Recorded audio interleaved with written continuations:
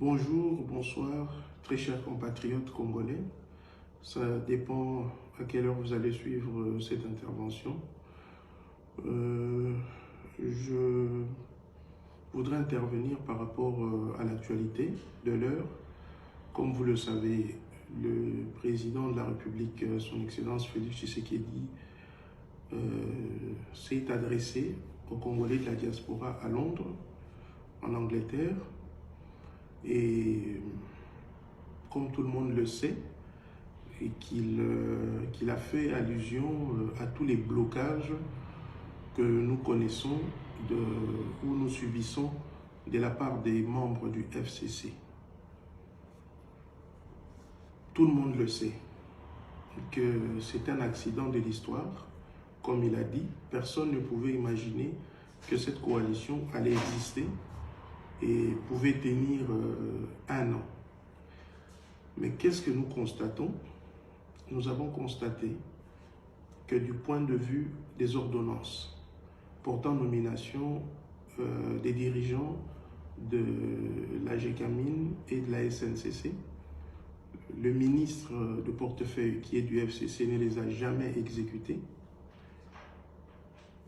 Le ministre des Finances, même dans l'intervention du président sur l'état de la nation au Parlement, réuni en congrès, a donné des instructions qui doivent être respectées. Et il y a plusieurs autres choses. Le président l'a même dit à Londres, qu'il y a des ministres qui vont lui dire qu'ils sont sous pression pour lui mettre des blocages. C'est comme ça qu'il a déclaré que ce n'est pas dans son intention de créer une crise. Mais si le FCC continue, il va dissoudre l'Assemblée nationale. Comme ça, nous repartons aux élections législatives anticipées. Et c'est ça ma position. Parce que j'ai intervenu dans les médias quelques jours avant que le président le fasse. Parce qu'on ne peut pas continuer de la sorte avec des personnes qui sont mal intentionnées parce qu'ils veulent que Tshisekedi échoue.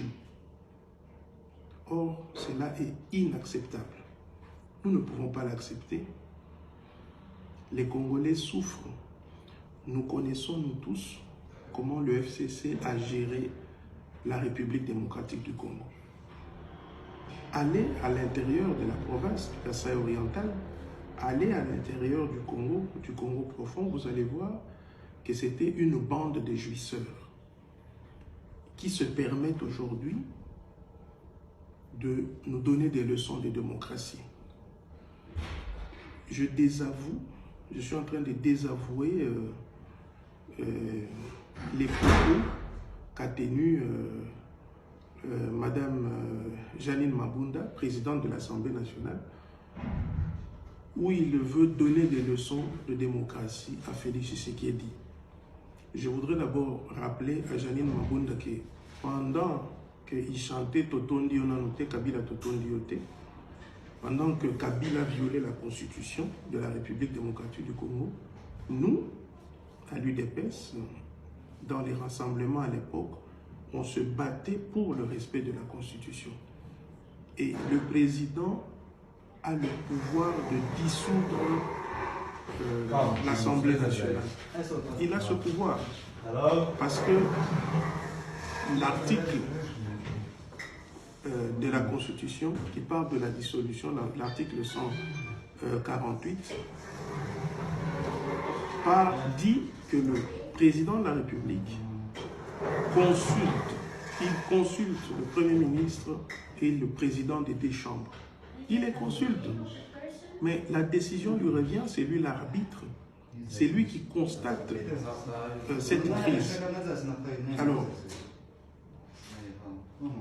si ils craignent quelque chose, ils sont tellement agités parce que si on doit retourner aux élections, ils ne sont pas sûrs d'être réélus parce que la plupart d'entre eux Ce sont des députés nommés. Vous comprenez? Alors pour que le président Tshisekedi puisse bien travailler, pour qu'il puisse réaliser son programme de vaincre intitulé « Vaincre la pauvreté », il faut qu'il dissoute cette assemblée. Il faut qu'il dissoute cette assemblée.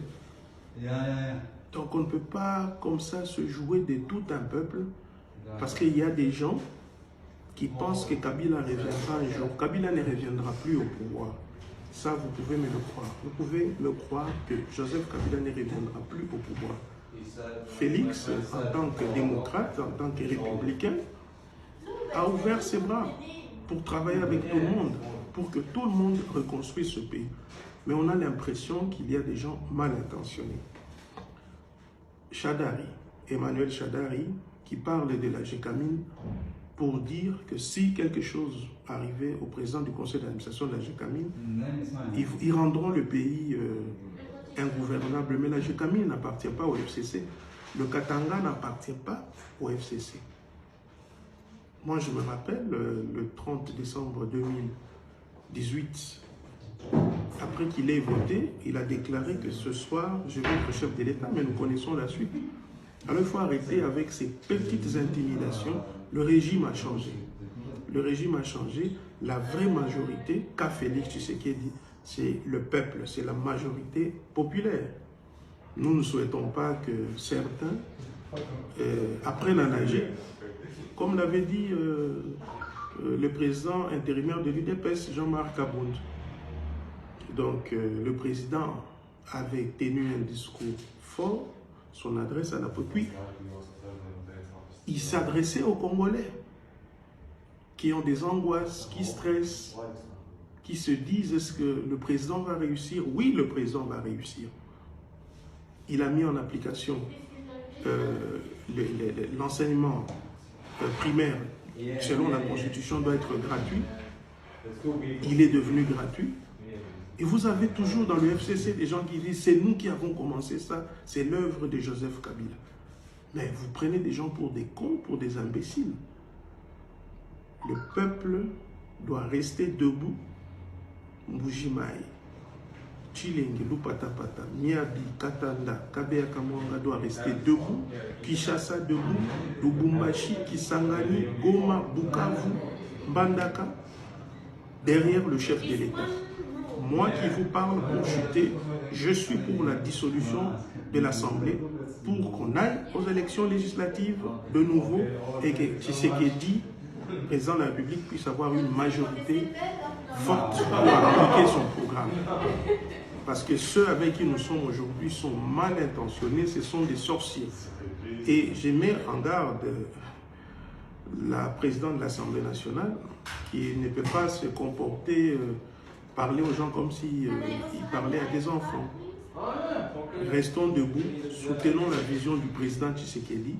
La République des jouisseurs est terminée. La justice doit se mettre au travail. Si Albert Yuma est impliqué dans les malversations financières dans la société GECAMIN, que la justice s'en occupe. Il n'y a personne qui remettra ce pays en arrière. Tous derrière Félix Tshisekedi Tshilombo, Fachi Beton. Je vous remercie.